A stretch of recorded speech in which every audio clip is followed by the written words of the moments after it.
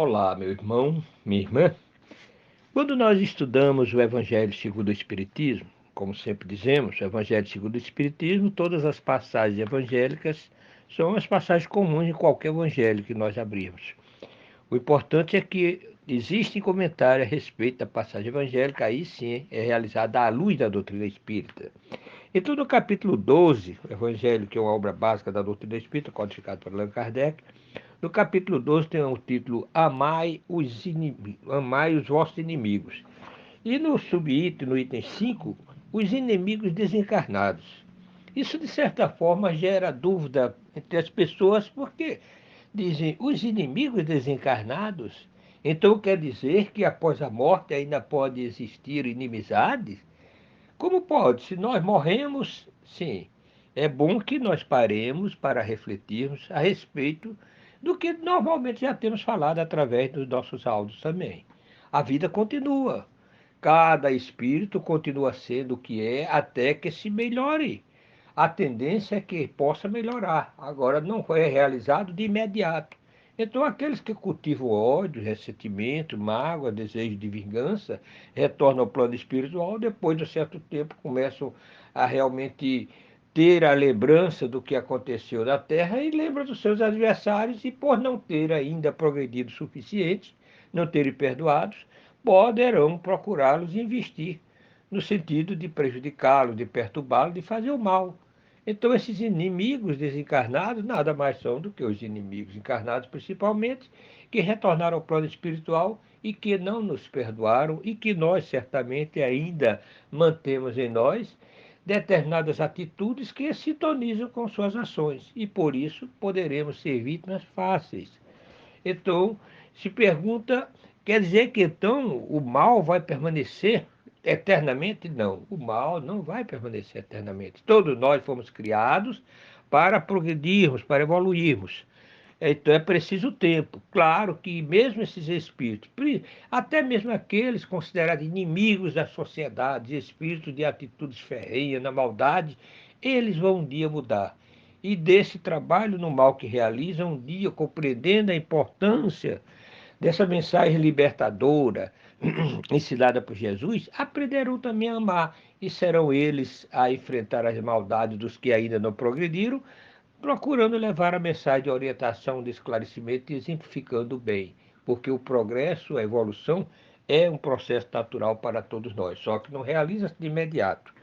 Então, é bom que nós entendamos que quando nós falamos, por exemplo, na questão das chamadas obsessões, e ação, principalmente daqueles desencarnados sobre os encarnados, estamos falando sobre a ação daqueles que ainda cultivam o mal e muitos deles nossos inimigos, principalmente nos casos chamados de obsessões ferrenhas, obsessões mais cruentas, vamos dizer assim, poderá estar ali a presença de espíritos com desejo de vingança.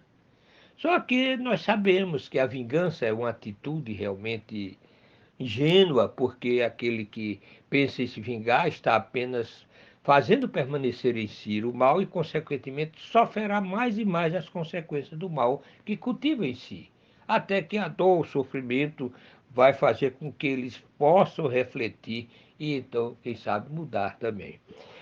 Deus, através de Jesus, que foi o verdadeiro representante dele aqui na Terra, legou-nos a mensagem imortal do amor.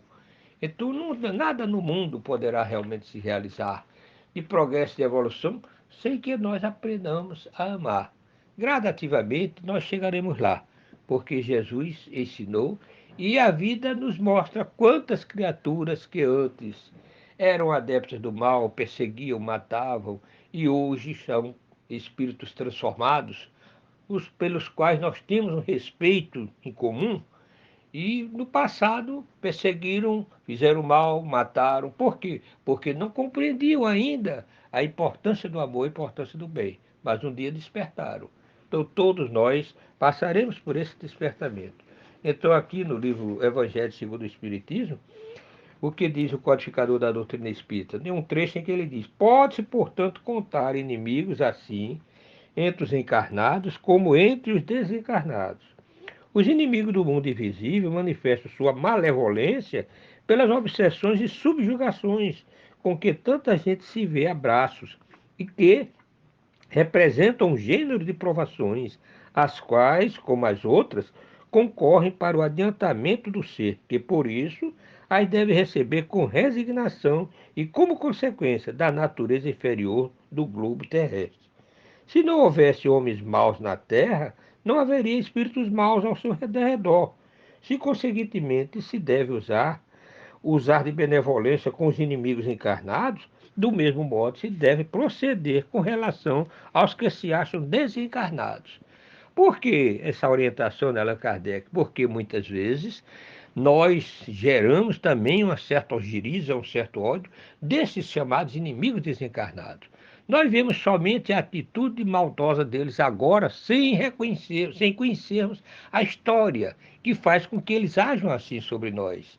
Se formos fazer uma retrospectiva, provavelmente nós vamos nos admirar e vamos nos surpreender, porque vamos observar que aquele que hoje é o verdugo e nos persegue foi nossa vítima. Nós ainda, quando não modificados, não reconhecendo ainda a importância do amor, os perseguimos, prejudicamos, quem sabe, e daí então criou esse ciclo de perseguições de maldade, mas que um dia com certeza terminará, porque Jesus nos ensinou e a mensagem do Mestre Jesus vai fazer com que nós nos transformemos e nos melhoremos.